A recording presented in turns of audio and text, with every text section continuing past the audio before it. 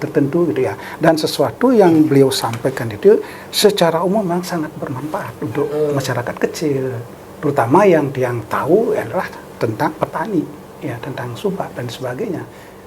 Nah, saya melihat Profesor Windio ini selain seorang jurnalis, dia juga orang yang tipe kerja keras, Pak. Dia selalu mengajarkan semangat kepada teman-teman. Terlebih kalau kita ngobrol-ngobrol di PBI biasa waktu-waktu senggang ada acara, selalu dia memberikan itulah contoh teladan bagaimana wartawan itu supaya ke depannya wartawan itu harus cerdas, Pak.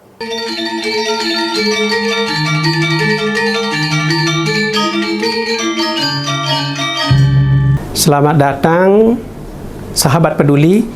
Ya, kita bertemu lagi dalam podcast Paiketan Krama Bali. Sahabat peduli, kita kehilangan tokoh Bali yang sangat peduli terhadap subak dan pertanian, yang begitu gigih membela kesejahteraan petani. Kemudian beliau sangat idealis dan konsisten selama ini. Beliau sudah berpulang tanggal 1 April 2023 yang lalu, yaitu adalah Bapak Profesor Dr. Insinyur Wayan Windio SU. Beliau adalah Guru Besar Emeritus Fakultas Pertanian Universitas Udayana, yang sepengetahuan publik dikenal sebagai orang yang sangat idealis, konsisten, membela kepentingan subak, dan kritis terhadap kebiasaan pemerintah yang tidak berpihak pada pertanian. Nah, untuk mengetahui apa sebenarnya keteladanan Profesor Wayan Windio, ahli subak ini kepada Bali dan Indonesia umumnya, kita kali ini sudah kedatangan dua tamu narasumber. Yang pertama adalah Profesor Dr. Ketut Swamba. Swastiastu, Pak Prof. Yang kedua adalah tokoh senior wartawan yang di Bali, yaitu Bapak Ide Bagus Alit Sumerte. Swastiastu, Pak Tugas Haji. Apa yang kita bahas adalah tentang sosok Profesor Dr. Insinyur Wayan Windio SU. Yang mau bertanya dulu kepada Pak Prof Ketut, yang panggil Prof Ketut. Apa yang Bapak nilai dari sosok Pak Windio ini, Pak? Mungkin bisa dijelaskan, Pak. Mungkin saya bisa nilai dari aktivitas beliau di kampus terhadap koleha teman-teman, termasuk junior beliau gitu ya. Kalau dari sisi akademis, beliau sangat memotivasi kami, ya, memotivasi kami selaku junior beliau untuk pengembangan ilmu dan mengarahkan kepada spesialisasi ilmu. Ya. Jadi beliau sangat concern terhadap itu, memotivasi kami baik secara moral, termasuk juga kalau kepepet dalam aspek finansial pun beliau sangat concern untuk mendorong kami untuk sekolah. Jadi selalu beliau menekankan, kamu harus sekolah, tingkatkan ilmu lagi, ya, untuk pengembangan ilmu tapi ke arah spesialisasi. Jadi di bidang ilmu pertanian itu kan katakanlah agak luas. Terutama kami dulu namanya jurusan sosial ekonomi pertanian. Ya, sekarang berkembang menjadi program studi agribisnis. Ya, tentunya di aspek ekonomi pertanian itu kan ada beberapa spesialisasi yang harus kita tekuni gitu ya, harus kita masuk pada bidang itu. Jadi itulah yang sangat beliau concern dari sisi akademik, dari hard skill-nya beliau gitu ya. Nah, kalau dari soft skill, keteladan yang kami rasakan, yaitu yang pertama adalah kesederhanaan sikap beliau, ya. Yang kedua, komitmen beliau, idealisme beliau, itu yang sangat teguh, sangat kuat beliau pegang. Ya. Jadi tidak tergoyahkan oleh apapun gitu ya, kalau punya beliau idealisme, terutama kami di sektor pertanian, yaitu terutama kelembagaan pertanian, yang namanya subak. Ya. Jadi itu adalah kelembagaan tradisional. Kalau kita bicara kebudayaan, memang ini ada dua lembaga tradisional di bidang kebudayaan di Bali kan, satu desa adat kan gitu ya. Nah, yang satunya adalah kelembagaan Subak. Jadi inilah yang paling beliau concern gitu ya. Gimana sistem Subak ini, kelembagaan ini bisa berkelanjutan. Berkelanjutan dalam artian dia harus lestari dari aspek aktivitasnya, terutama yang terpenting di wujud realnya adalah lahannya, lahan pertanian. Jadi beliau sangat katakanlah naik emosinya gitu ya. Kalau terjadi alih fungsi lahan di mana-mana, terutama adanya kebijakan-kebijakan pemerintah yang mengarah kepada penggunaan lahan atau terjadinya alih fungsi lahan. Jadi itu yang dari soft skill-nya, terutama tekad beliau yang tidak tergoyahkan. Baik Pak, kita beralih dulu kepada Tugas Haji ya. Bapak Bagus Alit Sumerte, wartawan senior. Kalau dari sisi jurnalis, karena Pak Prof Widya juga seorang jurnalis ya, yang sangat senior, bahkan pernah menjabat Wakil Ketua PWI Bali ya. Gimana Anda melihat sosok Prof Widya ini ke Tugas? Terima kasih Pak Merte, terima kasih.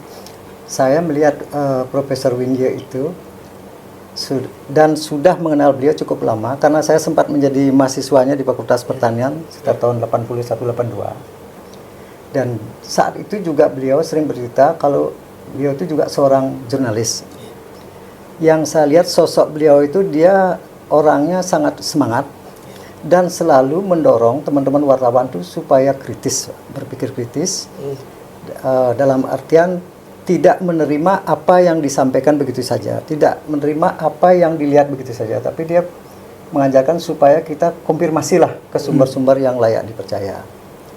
Dan dia juga seorang nasionalis, sebagai putra seorang pejuang, veteran ayahnya. Saya kenal juga sama ayahnya Pak Made Sangre, ya itu.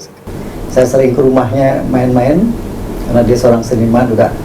Dan memang dari ayahnya ini termasuk pemerhati jurnalistik dia. Dia banyak juga memberikan contoh-contoh menulis saat-saat itu. Nah, saya melihat Profesor Widya ini selain seorang jurnalis dia juga orang yang tipe kerja keras, Pak. Dia selalu mengajarkan semangat kepada teman-teman. Terlebih kalau kita ngobrol-ngobrol di PWI biasa waktu-waktu senggang ada acara, selalu dia memberikan itulah contoh teladan bagaimana wartawan itu supaya ke depannya wartawan itu harus cerdas, Pak. Wartawan itu harus cerdas karena dia akan menyampaikan informasi yang bisa membuat sesuatu itu bertambah baik. Kalau wartawannya pas-pasan, menurut beliau waktu itu, apa yang kita berikan? Karena wartawan itu bukan semata-mata menyajikan informasi, tapi dia harus memberikan edukasi. Wartawan itu bukan sekedar menulis, tapi apa yang dia tulis dan untuk apa dia menulis dan kepada siapa tulisan itu. Saya kira sekian dulu. Tapi beliau sangat kritis, kalau melakukan kritik itu pedas sekali. Sangat pedas. Ini kan menimbulkan banyak pejabat antipati pada beliau ya. Tergantung juga jenis kritik yang beliau itu kan orangnya santun, Pak. Cara menyajikan kritik beliau itu boleh dibilang sangat cool tapi menggigit anunya dia. Dan dia, kalau saya melihat rekodnya, dia dipercaya di beberapa media besar, termasuk media luar Bali seperti terakhir di Suara Pembaruan. Beliau itu kan boleh dibilang pengalaman cukup bagus, sehingga dipercaya di media-media besar. Dan kritik beliau memang kritik yang membangun, bukan sekedar mengkritik. Itu yang penting. Baik, Tugas. Mungkin yang bisa konfirmasi juga, jelaskan sedikit dari kekerasan beliau ya. Karena kalau yang sendiri keras dalam tanda kutip nih, keras dalam tanda kutip ya, kritis. Jadi ya karena beliau tidak ada kepentingan apa-apa. Jadi beliau memang selalu melakukannya dengan ya betul-betul yang berasal dari hati nuraninya, niat yang tulus, tujuan yang baik, tidak ada kepentingan pribadi tertentu gitu ya. Dan sesuatu yang beliau sampaikan itu secara umum memang sangat bermanfaat untuk masyarakat kecil, terutama yang tahu adalah tentang petani, ya, tentang Subak dan sebagainya. Karena itu makanya nggak apa-apa beliau menyatakan tanda kutip keraslah menyampaikan untuk memperjuangkan yang menjadi aspirasi beliau. Mungkin karena beliau berdarah pejuang itu ya, jadi lahir dari Iya bisa darah jadi, pejuang. bisa jadi ya karena beliau dari pejuang gitu ya, anak pejuang gitu ya. Jadi seperti itulah kata beliau. Tapi yang selalu saya nilai pasti arahnya memang positif. Ya, itu kekerasan beliau itu memang yang positif. Oke, Pak Prof. Ketut Suambo, apa legasi Pak yang ditinggalkan oleh Pak Profesor Winje ini selain menjadikan Subak, ya mengusulkan Subak sebagai warisan budaya dunia, itu selain itu apa lagi legasi yang beliau tinggalkan? Beliau kebetulan saya memang dari mahasiswa bersama beliau untuk penelitian mengkaji secara detail tentang Subak. Jadi dulu kelembagaan ini beliau membentuk kelembagaan untuk memperjuangkan Subak ini yang namanya Pusat Penelitian Subak, Puslit Subak gitu ya. Jadi yang dulunya memang diawali bersama-sama dengan Pak Prof. Stawan senior kami itu ya. Jadi akhirnya dilanjutkan 10 tahun kemudian karena Pak Prof. Stawan pensiun, dilanjutkan oleh Pak Prof. Winje. Dan sekarang kelembagaan itu memang sudah diakui memang ada di Universitas Udayana, dulu namanya Pusat Penelitian Subak, sekarang menjadi unit Subak gitu ya, unit Subak. Jadi langsung berada di bawah rektor gitu ya.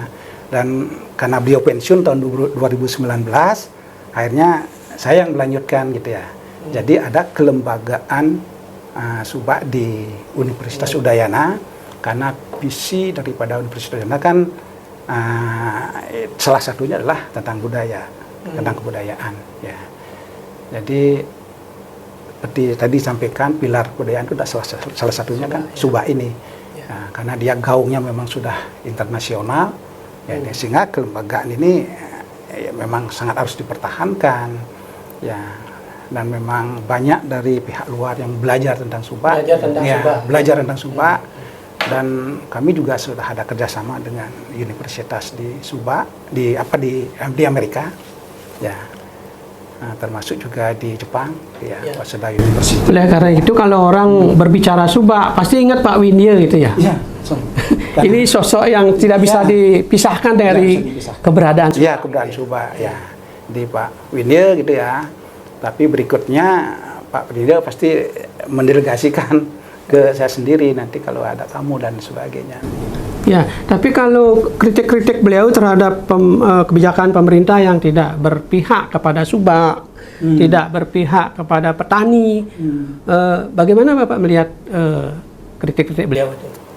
Itu dah seperti yang kami sampaikan tadi, itu kan kritik yang selalu positif kami rasakan, karena itu memang untuk memperjuangkan apa yang menjadi kepentingan petani, rakyat kecil ya.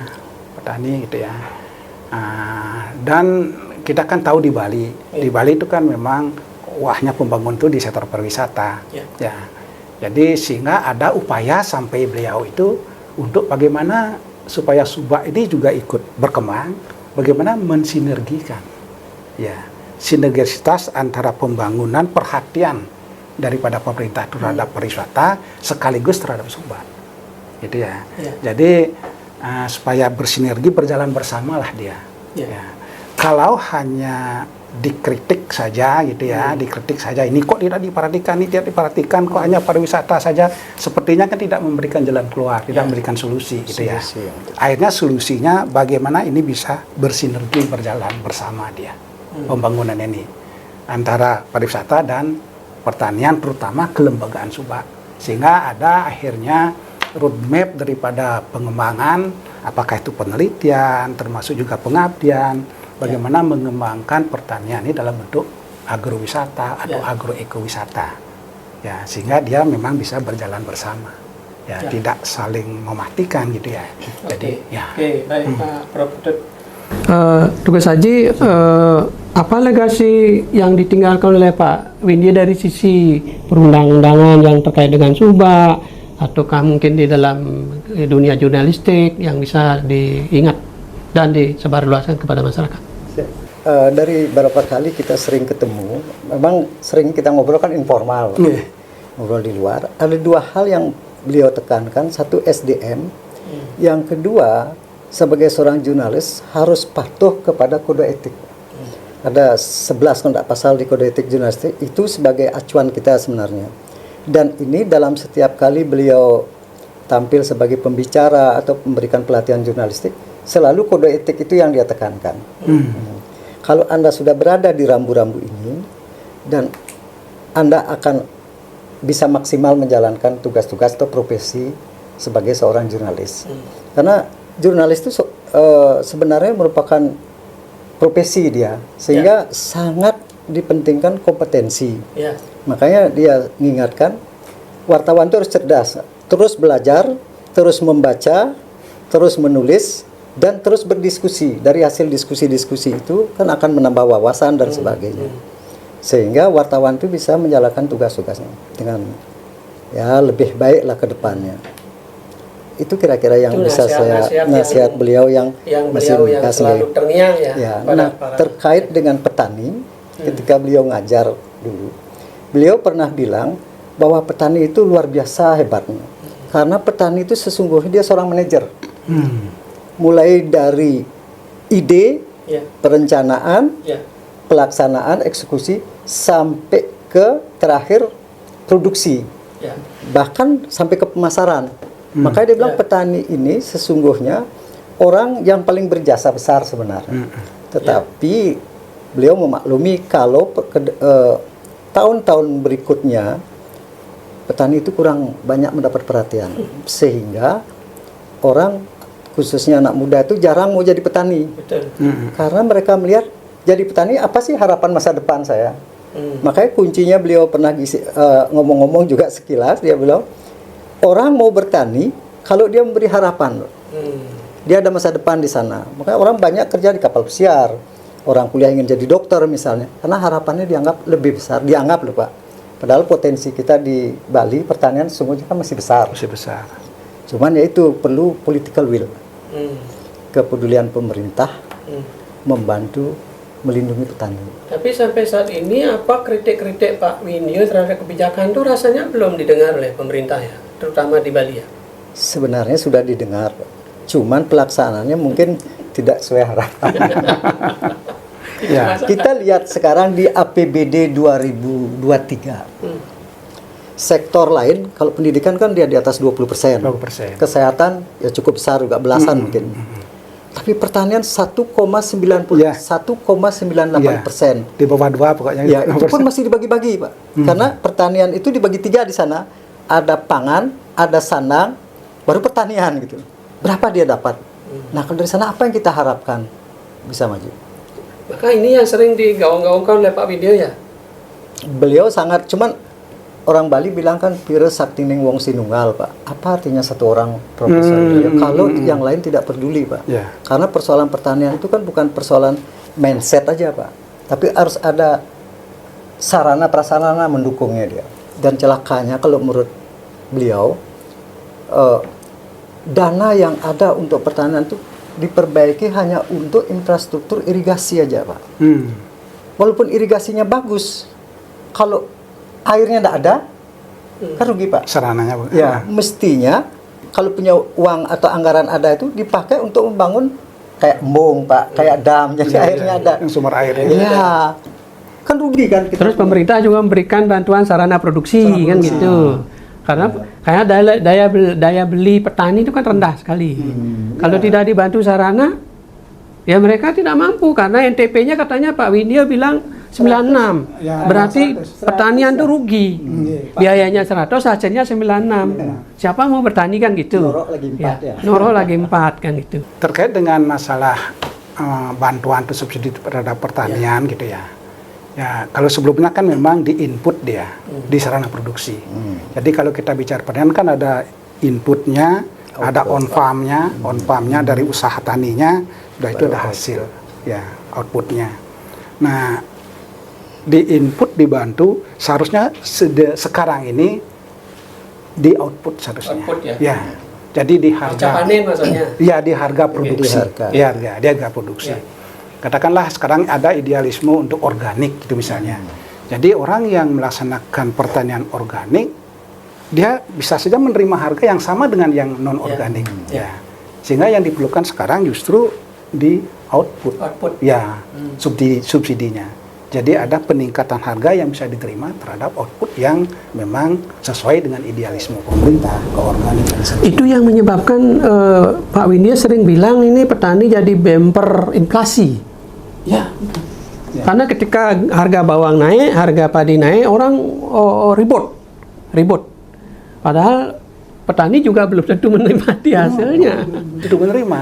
Ya, karena share pasar yang bisa diterima oleh petani sebagai produsen itu ya jauh di bawah 50%. Berarti pemerintah harus berperan untuk membantu menyerap hasil produksi ya. Wajib Pak, kalau saya Wajib. bukan berperan lagi wajib itu. Ya Pak. wajib. Ya, Karena jadi wajib. kendala, maaf yang potong Ya, sedikit, ya. kendala di petani sekarang kalau dibilang kendala modal kan masih ada yang bank bisa membantu Pak ya. Ada jam krida yang membackup kalau dia tidak bankable ya.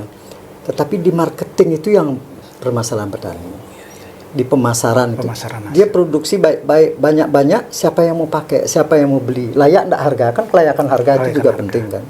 Itu yang tidak terjadi, makanya petani bilang daerah Pak, kalau kita lihat ketika panen raya harga anjlok. Nah di sinilah peran pemerintah, apa melalui teknologi, apa bantu menyerap. Mungkin beberapa bisa dilakukan dengan teknologi Pak ya. Teknologi, Misalnya ya. panen jeruk jadi sirup, panen tomat jadi jus, Di agroindustrinya istilahnya gitu ya. agroindustrinya. Atau pemerintah bisa membantu biar petani tidak terlalu berbecek-becek, berlumpur-lumpur dengan mekanisasi mesin. Pak ya kan lebih cepat, lebih produktif tuh. Tapi sekarang arah bantuannya kan tidak jelas dengan angka 1,98% itu Pak. Berapa itu Pak? Dibagi sekian, belum untuk subaknya. Syukurnya sekarang ada undang-undang Provinsi Bali yang ini Pak disahkan ini. Cuman kita belum tahu juklaknya kayak apa. Dan seberapa besar bantuan pusat untuk khususnya ke Subak. Ini kan ada 3 pariwisata, desa adat sama Subak yang dapat ini. Dapat bantuan. Ya. Dan Subak menurun terus. Nah, ini Pak ahlinya nih. Coba Menurun Pak terus. jelaskan gimana. Ya. Subak. Jadi kalau Pak India idealnya kan paling tidak 10% ya. Paling Dari mahal. anggaran yang ada itu 10% untuk ke pertanian. Kemungkinan Ya. bisa mengangkat Ya, derajat. ya. Padahal maaf yang potong, Ya. pertanian itu menjadi prioritas utama Pak di APBD itu. Pembangunan Bali itu pertanian prioritas utama. Tetapi kok budgetnya kok jauh di bawah, malah rendah sekali. Kalau kita lihat pembangunan di Bali itu kan berbasis pada budaya Bali. Nah, agrikultur ini kan budaya pertanian ini harusnya kan menjadi prioritas kan itu maksudnya. Prioritas. Cuman implementasinya yang enggak ini. Itu dia ya. Gimana kita suruh orang kerja Pak kalau dia enggak makan atau enggak ini kan. Maka Pak almarhum Pak Windia sering mengatakan jadi petani sudah hitam, sudah dekil, sudah miskin, melarat lagi. Nah, kan gitu. Ini yang sering beliau sampaikan dan ini harusnya didengar oleh pemerintah. Bagaimana nasib petani ini bisa diangkat dengan apa? Dengan kebijakan, ya, kebijakan anggaran yang sering beliau katakan, ya, dari 1,2 atau 1,98 itu. Jangankan 5%, itu kan jauh sekali. 5%-nya udah lumayan. Lumayan. Dengan APBD kita kan berapa? Sekitar 6-7 triliun. Ya. Kan lumayan. Ya, kalau sampai 5% itu. Kalau 6 triliun kan udah 30. Berapa jadinya itu? 300 miliar.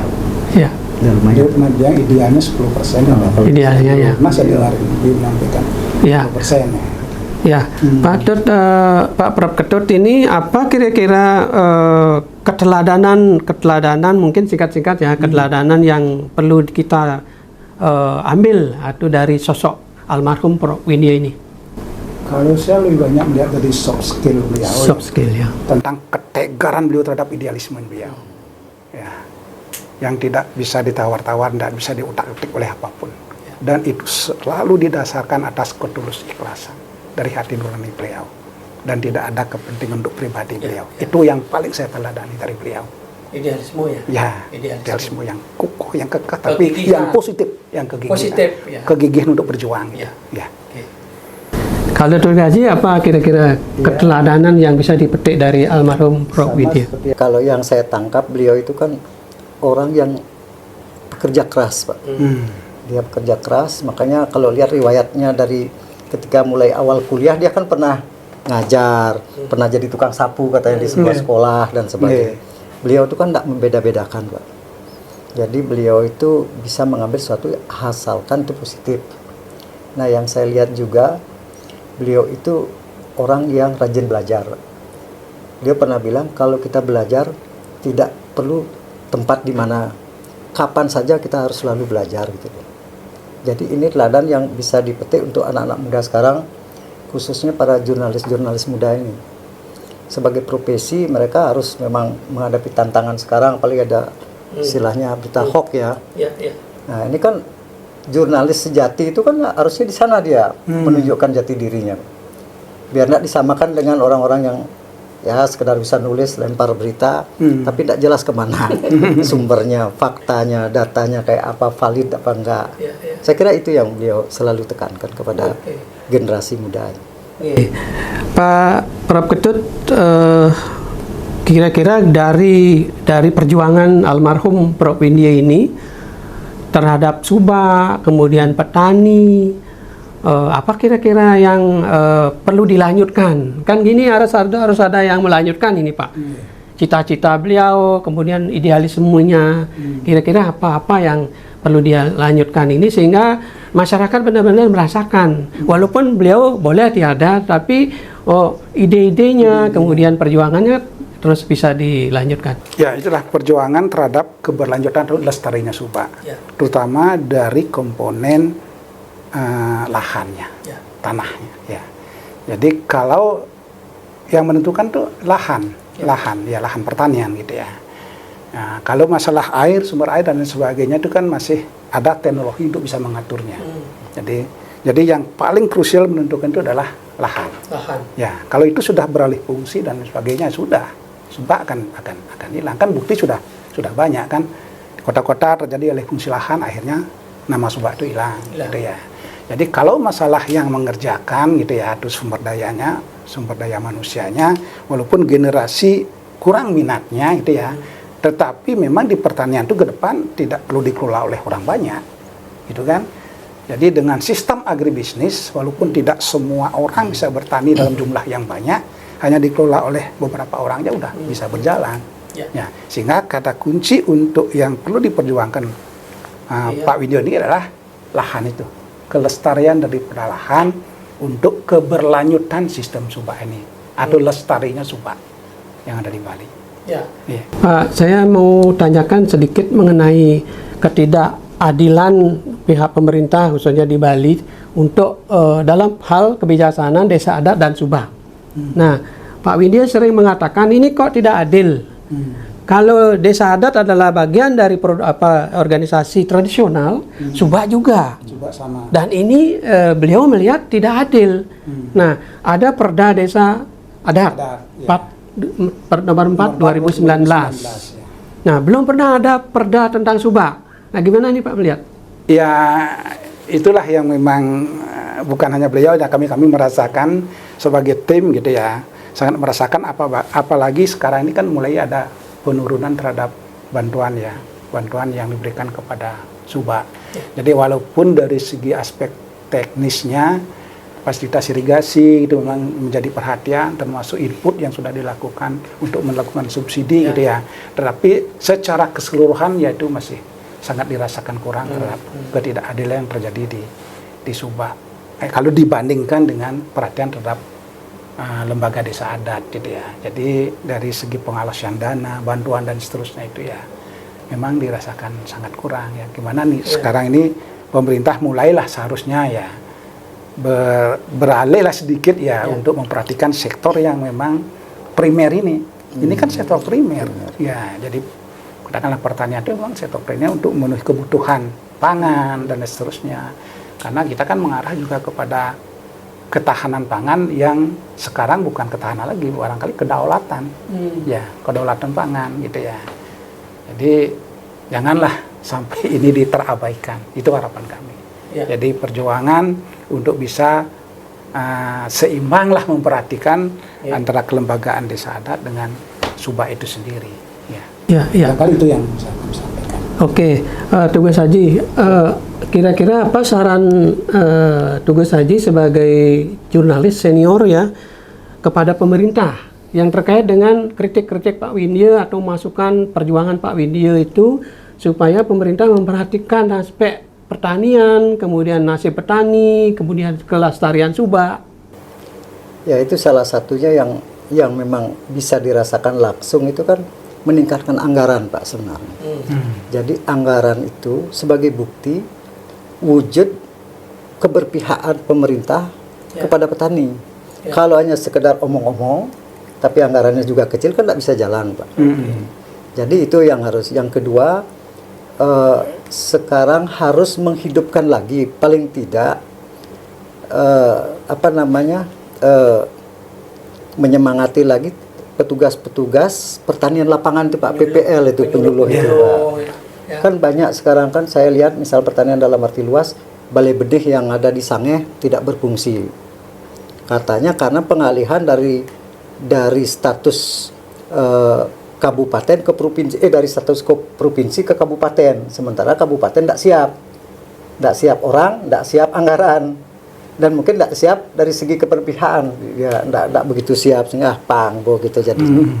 Akhirnya seperti itu, Pak, yang kita lihat. Tapi sebagai wartawan beliau, memang perjuangan jurnalis itu memang tidak instan, tidak instan. Jurnalis itu kan hanya memberikan opini dia. Yang berhak memutuskan akhirnya kan pemerintah atau pihak-pihak terkait. Tetapi saya melihat dulu ketika Pak Mangku masih menjadi gubernur, Pak Mangku Pastike, dia membuka keran yang namanya Forum Bali Bebas Bicara apa saja setiap minggu. Itu sebenarnya bagus untuk memberikan masukan kepada pemerintah. Sesungguhnya apa sih yang dibutuhkan oleh rakyat kan gitu. Tapi sekarang keran itu kan tidak ada. Nah, saya khawatir masukan-masukan kepada pemimpin kita itu dari jalur-jalur tertentu saja yang belum tentu kredibel, belum tentu memperjuangkan kepentingan rakyat banyak, khususnya petani. Nah, itu ya yang saya lihat. Jadi pemerintah harusnya membuka lagi dengan cara apapun supaya kritik-kritik dari masyarakat yang membangun itu bisa mereka langsung terima. Itu ya, harusnya seperti itu. Yang paling penting itu ya, kalau saya di anggaran aja, Pak. Karena itu membuat kita bisa bekerja kemana saja. Terhadap adanya fakta atau fenomena, bahkan sudah menjadi fakta itu, alih fungsi lahan dulu 1.000 hektar per tahun, sekarang malah sudah katanya mencapai 2.000 hektar per tahun. Ini kemudian nanti akan ada pembukaan jalan tol segala macam. Gimana, Pak? Ini kan Pak Widya sering mengecam ini. Itulah yang sangat disayangkan gitu ya. Jadi memang secara ekonomi makro gitu ya, dalam artian kan fasilitas transportasi itu kan harus memang tersedia gitu ya. Tapi apakah tidak mungkin ada teknologi lain gitu ya. Jadi itu bisa berjalan, tetapi jangan sampai mengorbankan di sisi lain, yaitu terutama lahan pertanian itu gitu ya. Jadi itu yang sangat kami sayangkan gitu ya. Oke, alasan ekonomi makronya ya gitu ya, untuk bisa lebih lancar segala sesuatunya di sisi transportasi gitu ya. Harapan kami itu bisa berjalan, tapi tetap dengan menggunakan teknologi lain, jangan sampai mengorbankan lahan sawah gitu ya. Tapi Pak, kalau bikin jalan layang di atas sawah itu kan besar katanya biayanya. Ya itulah konsekuensi. Mungkin juga akan lebih besar biayanya kalau dikorbankan lahan itu kan dalam jangka panjang, selama-lamanya. Dari generasi ke generasi. Ya, kalau jangka pendek mungkin dirasakan lebih baik mengorbankan lahan sawah kan gitu ya. Tapi untuk jangka panjang kan beda, Pak. Kalau kita berbicara jangka panjang. Mas Haji, ini terkait dengan sudah disahkannya Undang-Undang Provinsi Bali yang di dalamnya berisi suatu ayat bahwa subak itu akan menjadi perhatian pemerintah pusat ya. Nah, bagaimana harapan Anda terkait dengan perjuangan perjuangan yang dilakukan oleh Pak almarhum Prof Windia? Saya lihat yang sekarang undang-undang ini kan perjuangan Pak Windia sudah sangat bagus kan, dengan terbukti disahkannya undang-undang itu.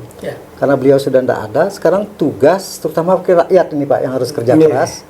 Bagaimana biar undang-undang itu segera terbit, PP-nya, peraturan pelaksanaannya. Seperti apa dan apa perjuangan mereka, bisa nggak sesuai harapan. Jangan sampai hanya undang-undangnya aja ada, tapi isinya enggak ada. Sehingga enggak banyak kebermanfaatannya bagi masyarakat, khususnya bagi petani sendiri. Tapi seringkali undang-undang tuh dia tidak terimplementasi di bawah oleh pemerintah daerah. Nah, harapannya atau saran Anda kepada pemerintah daerah Bali gimana? Ya, itu pemerintah ini kan gayung bersambut, sebenarnya pusat sudah ketok palu. Ya, sekarang pemerintah daerah harus segera ke pusat ini menyongsong undang-undang baru ini supaya segera dilaksanakan. Saya melihat kalau ini ada anggaran yang cukup, pemerintah bisa yang tadi Pak bilang mempertahankan alih fungsi, Pak. Ada saya pernah dengar tentang LSD, lahan sawah yang dilindungi. Ini sudah diterapkan di Gianyar, Pak. Ada 9 hektar katanya. Nah, kalau nanti anggaran Subak itu muncul, kalau bisa dibawa ke sana untuk membentengi lahan-lahan itu biar tidak terlalu cepat alih fungsinya, mungkin setiap kabupaten harus ada itu LSD, Pak. Ya, uji cobanya 10 hektar lah dulu. Jadi dengan ada LSD itu dijamin bahwa lahan yang dilindungi itu tidak boleh tersentuh oleh kepentingan properti dan sebagainya itu. Mungkin di sana bisa jadi pilot proyek tertentu untuk produk apa, Pak, yang jadi unggulan Bali. Kan itu sebenarnya seperti Pak bilang, tidak perlulah kita petani banyak-banyak, yang penting kan ada teknologi, ada apa dan sebagainya. Memang ke depan memang seperti itu. Singapura tidak punya lahan banyak tapi dia menghasilkan banyak produk pertanian, itu seperti itu. Yang kedua, ke depan ini kan, maaf ini melenceng sedikit, musim pemilu ini 2024 ini. Mungkin yang saya lihat, rakyat itu harus cerdas memilih pemimpinnya, Pak. Pilihlah pemimpin yang peduli dengan pertanian, peduli dengan petaninya, peduli dengan usaha kecil. Ini kan berantai dia. Perdana Menteri Thailand, Thaksin Shinawatra itu sangat dicintai rakyatnya karena dia sangat peduli dengan pertanian. Di pesawat-pesawat milik Thailand itu, yang saya dengar, Pak, saya tidak pernah sih naik pesawatnya, suguhan untuk makan untuk para penumpang itu semua produk lokal sana. Kita kan enggak bisa nyentuh itu. Entah dari mana datangnya itu yang di pesawat tuh roti dan sebagainya itu. Mungkin itu. Terakhir ini Pak Prof. Ketut Swambo, dengan disahkannya Undang-Undang Provinsi Bali yang di dalamnya adalah berisi pelestarian subak. Tetapi di sisi lain di Bali terjadi alih fungsi lahan dengan pembangunan proyek-proyek infrastruktur yang cukup besar menghabiskan lahan. Misalnya tol Gilimawi, Gulimanuk, Pengwi misalnya, itu disinyalir oleh Prof. Winie sekitar 480 hektar. Ya, itu kan hilang sawahnya. Seberapa optimis, Pak? Ya, jadi kalau kami harapnya ya optimis dan harus dilakukan. Ya. Tetapi yang harus disikapi positif dan harus dilaksanakan undang-undang itu, ya. Tapi kan kembali kepada real kenyataan yang ada di lapangan. Kan sering itu digemakan, bahkan tanda kutip tadi ada kepentingan pemilu dan sebagainya itu ya. Nah, begitu akhirnya terlaksana dalam bentuk implementasinya ya memang sering yang tidak sesuai dengan apa yang diharapkan, gitu ya. Ya tentunya kami dari pihak kelembagaan Subak, apalagi bukan hanya lahan, Pak, yang dilestarikan, memang Subak, istilahnya Subak lestari. Memang itu yang kami perjuangkan. Ya, dan itu memang dari sebelumnya sudah dilulukan oleh Pak Prof. Winie di kelembagaan kami, yaitu Subak lestari. Dalam artian ya termasuk include ya lahannya itu sendiri, gitu ya. Jadi agak seharusnya kami optimis dengan adanya undang-undang itu ya. Seharusnya kami optimis. Tetapi itulah ada sedikit kesangsian nanti dalam implementasi. Tapi tunggu, siapa tahu nanti ada pemimpin baru atau pemimpin yang memang peduli dengan seperti harapannya Pak Dubes Salib ya. Mudah-mudahan ini benar-benar menjadi momentum ya pada 2040 menuntut kebangkitan pertanian. Momentum untuk semakin lestarinya Subak, kan gitu ya. Momentum keadilan antara desa adat dan Subak, kan gitu. Ya, baik. Sinergi bersama lah, dia sedikit saya berjalan bisa bersama. tambahkan, kemarin kan ketika COVID-19 itu, kan banyak pengangguran. Orang-orang itu semua lari ke pertanian. Ya. Itu artinya tidak ada pilihan lain mereka ke pertanian. Nah, ini kan sebenarnya angin segar ini, Pak. kalau ini yang mereka datang ini, kalau pemerintah bisa menyambut ini dengan baik, memfasilitasi sekaligus brainstorming pikirannya dia bahwa bertani itu memberi harapan yang tidak kalah atau setidaknya bisa hidup layak, kan mereka nggak akan lari lagi ke pariwisata jauh-jauh. Mereka akan serempak membangun wilayahnya. Nggak sampai nanti maaf ini Pak, orang luar yang justru membangun Bali, bukan orang Bali yang membangun Bali. Kan nggak sejalan dengan. Makanya supaya kita tetap bisa berjalan, lakukan sinergitas antar pertanian dan pariwisata, berjalan bersama, jangan sepihak gitu ya. Baik, Bahkan begitu. Baik Pak Prof. Ketut Suambo dan Bapak Bagus Salid Sumerte, terima kasih atas pandangan-pandangannya, kemudian harapan-harapannya juga pada pemerintah. Mudah-mudahan apa yang ditinggalkan, legasi yang ditinggalkan oleh almarhum Profesor Dr. Insinyur Wayan Winja ini bisa dilanjutkan oleh teman-teman, dan pemerintah juga mendengarkan dan melaksanakan apa yang sudah diperjuangkan selama ini. Demikian perbincangan ini, mudah-mudahan bermanfaat. Kita tutup dengan Parama Santi. Om Santi Santi Santi Om. Suksemun luar biasa. Astungkara.